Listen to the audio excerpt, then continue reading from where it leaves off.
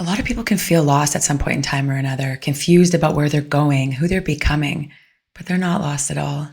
They're just living too far away from themselves. And the body notices, the nervous system notices, the soul notices. And that's why so many people feel exhausted, not because something is actually wrong, but it's why they feel heavy, disconnected, burnt out, emotionally reactive, mentally noisy, or irritated by the littlest of things.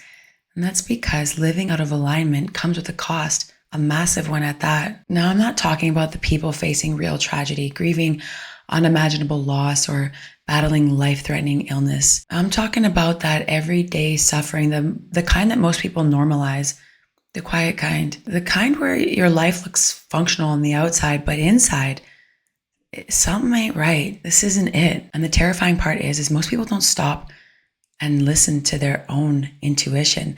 They're not quiet long enough to recognize that they've been overriding themselves again and again and over again and again. They say yes when their body says no. They stay where they've outgrown. They're building lives around approval instead of truth. And they chase goals that don't even belong to them. And they wonder why they feel anxious, numb, disconnected, or deeply tired all the time. Because your nervous system was never built to thrive in self-betrayal.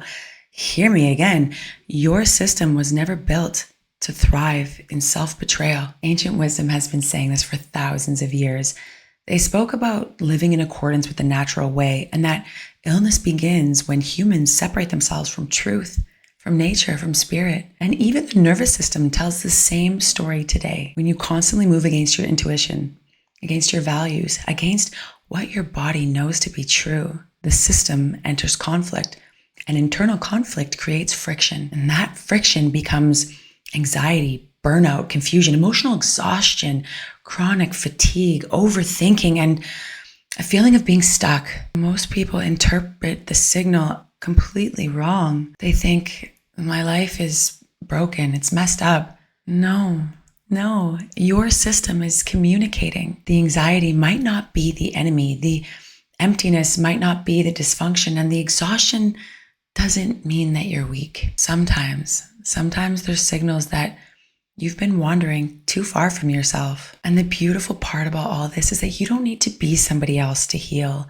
You need to return to your values, return to your truth, return to the part of you that already knows.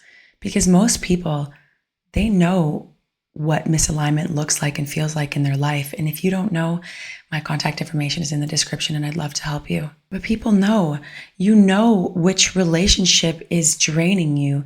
You know which environment shrinks you. You know which habits disconnect you. And you know exactly which conversations require you to abandon yourself to keep the peace. You know. But the truth is inconvenient sometimes, I get it. And alignment often requires courage before it creates peace. That's why so many people stay stuck, because living in alignment usually asks you to disappoint the version of you that survived by adapting. And that can feel terrifying. But eventually, the pain of abandoning yourself becomes heavier than the fear of becoming yourself. And that's when everything changes, because you stop fighting yourself, which is so exhausting. Because peace isn't found in becoming perfect.